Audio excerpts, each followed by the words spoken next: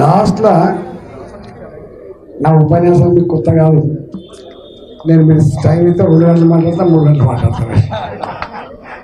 నాకు రెండొచ్చు, ఒకటి కొట్లాడవచ్చు, రెండోది పని చేయడం కూడా వచ్చు. ఏమైనా అధికారం ఇస్తే ప్రజల కోసం పని చేయడం కూడా వచ్చు. కాబట్టి నా ఉపన్యాసాన్ని మళ్ళీ ఒకసారి ఒక 5 నిమిషాలతో 2 నిమిషాలతో అందరికి పంపు, నారాజు కాకుండా సైకో. సబ్కా సాత్ సబ్కా వికాస్, సబ్కా సాత్ సబ్కా వికాస్ అన్నాడు. మన దేశంలో ఈ నినాదం ఇచ్చి ఆచరించిన ఏకైక నాయకుడు నరేంద్ర మోడీ గారు. ఈ ప్రభుత్వం నరేంద్ర మోడీ గారు ఒక ప్రాంతానికో, ఒక కులానికో, ఒక మతానికో వ్యతిరేకమైన వ్యక్తి కాదు. అందరి విశ్వాసాలని, అందరి అభివృద్ధిని సంపూర్ణంగా కాంక్షించేటువంటి వ్యక్తే నరేంద్ర మోడీ గారు. గుర్తుపెట్టుకో.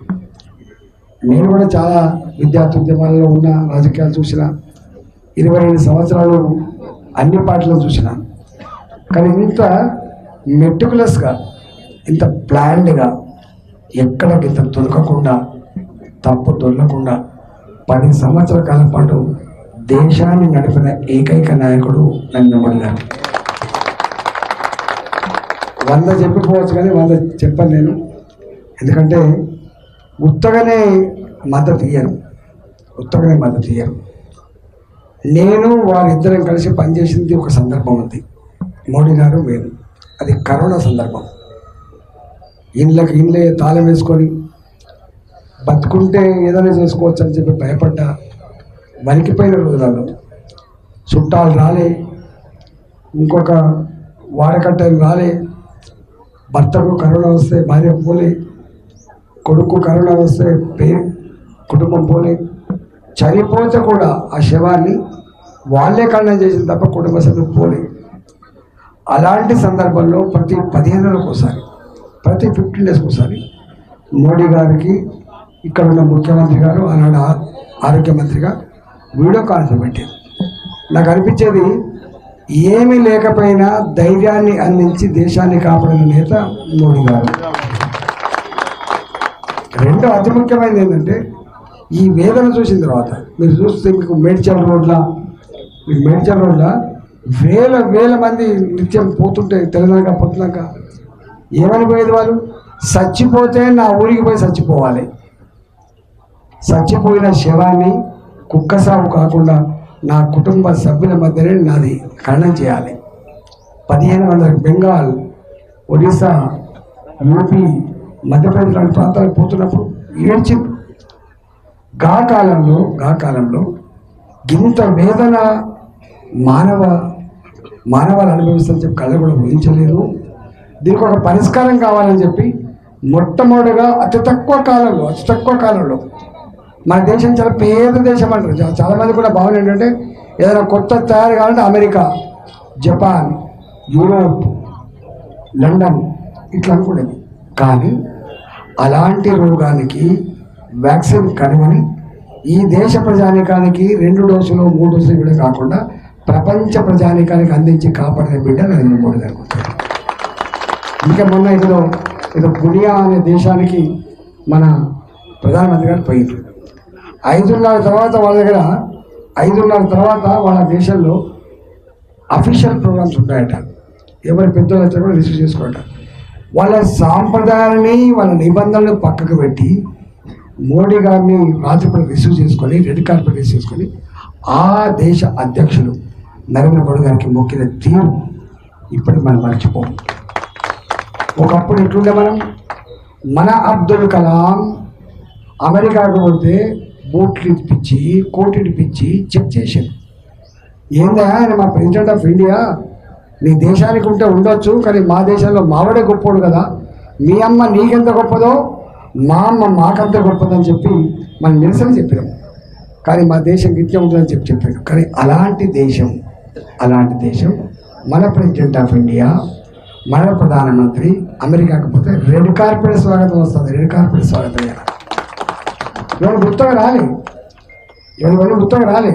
అంటే భారతదేశం ఒకప్పుడు వరల్డ్ బ్యాంక్ దగ్గర బుచ్చెమెత్తుకునే దేశం అది. చాలామంది మీద వాళ్ళు మాట్లాడదు. వరల్డ్ బ్యాంక్ దగ్గర బుచ్చెమెత్తుకుంటుంది. వరల్డ్ బ్యాంక్ కండిషన్ మొత్తం తాకట్టు పెట్టింది భారత ప్రజలకు చెప్పండి. No World Bank today, no Asian Development Bank today. మన కాలం మీద మనం బతకగలిగే స్థితికి సత్తా సంతరించిన దేశం భారతదేశం. ఇలా కూరగాయలు అమ్ముకుంటామే, కంకులు అమ్ముకుంటామే, పండ్లు అమ్ముకుంటామే కూడా మీకు పేటిఎం కార్డు ఉంటుంది. పేటిఎం కార్డు 50 కోట్ల. మీకు చాలామంది తెలియదు, అమెరికాలో డిజిటల్ ట్రాన్సాక్షన్స్ అమలు కావాలంటే 10 ఏళ్ళు పట్టింది. 10 ఏళ్ళు. చదువురాని నా దేశంలో, ఏమి రాని దేశం, చదువురాని నా దేశంలో, పేద దేశంలో 3 ఏళ్లలోనే డిజిటల్ ట్రాన్సాక్షన్ ప్రపంచానికి ఒక సవాల్ విషయం భారతదేశం.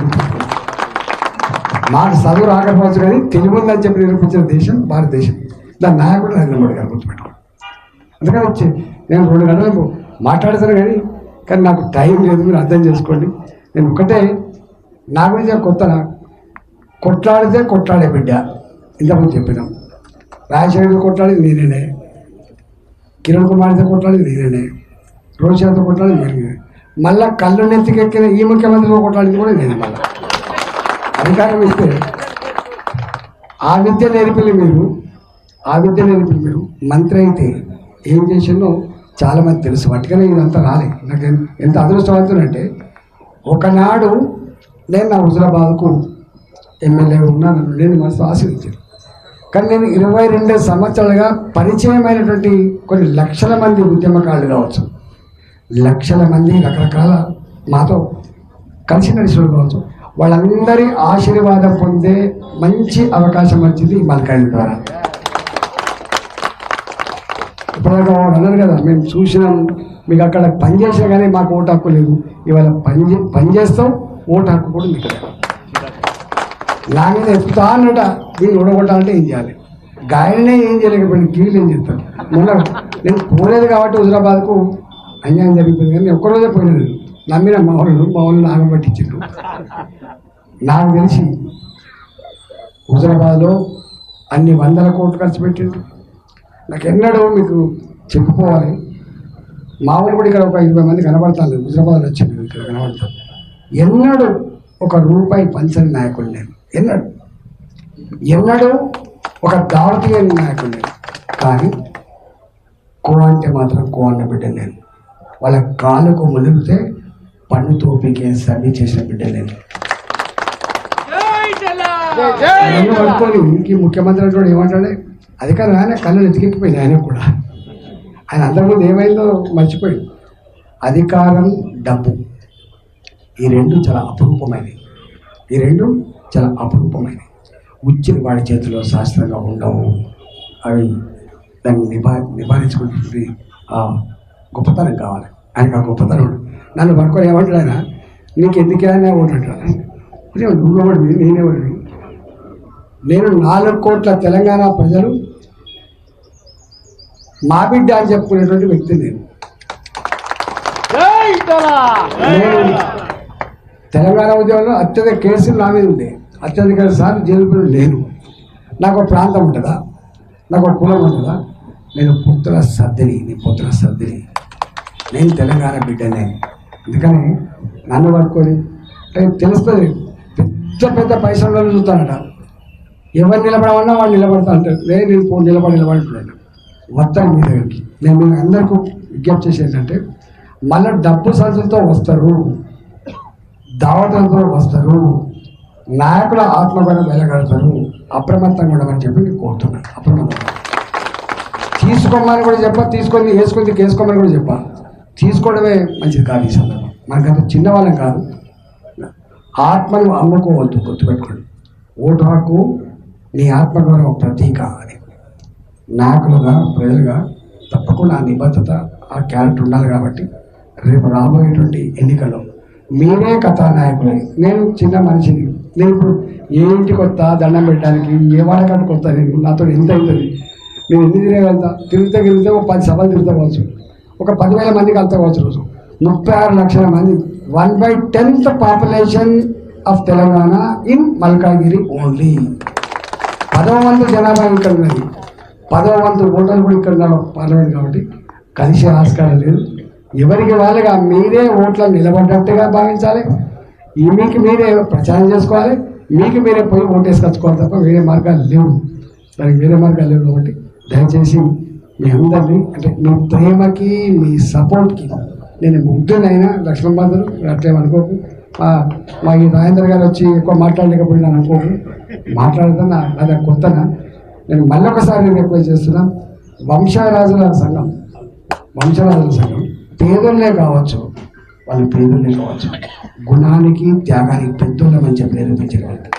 మాకు ఎవడొచ్చినా మేము కానీ మా ఓటు రాజేంద్ర గారికి మీకు ఈ సందర్భంగా కూడా గుర్తు చేసిపోతాం. 2010లో 2010లో నేను హుజరాబాద్ పోటీ చేసినప్పుడు మీకు ఐడియా ఉండాలి, బాగా పెద్ద మెజార్టీతో గెలిచాను. అప్పుడు 76-77 మెజార్టీతో గెలిచాను.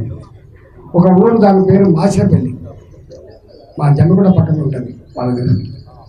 వాళ్ళు ఏం కట్టినంటే మా ఓటు ఈటలకి, ఇతర పార్టీల నాయకులారా మీరు మా ఊరికి రావద్దు బ్యానర్ కట్టి ఇవాళ అట్లా వంశరాజులు వాళ్ళు పేదలే కావచ్చు కాక, వాళ్ళు డబ్బులు అవసరం ఉండొచ్చు, అనేక రకాల బాధలు ఉండొచ్చు, కానీ గుణానికి పెద్దోళ్ళమని ఇవాళ యునానిమస్ తీర్మానం చేసి చూసినాం. యునానిమస్ తీర్మానాలు కాలనీలలో సంఘాల పరంగా సామాజిక వర్గాల పరంగా కూడా చేసి ఇవాళ మద్దతు చేయాలని చెప్పి కూర్చున్నాం. మా హనుమంతరావు సార్ ధర్మాన చంద్రబాబు అయితే ఉన్నారు. మీరందరూ ఎవరికి వాళ్ళు గొప్పగా పనిచేసి నేను మళ్ళీ ఒకసారి వచ్చిపోతాను. కానీ రేపటి సభను విజయవంతం చేయండి. ఆ తదుపరి కార్యక్రమాన్ని కూడా నిర్వహించాల్సి కోరుతూ నమస్కారం.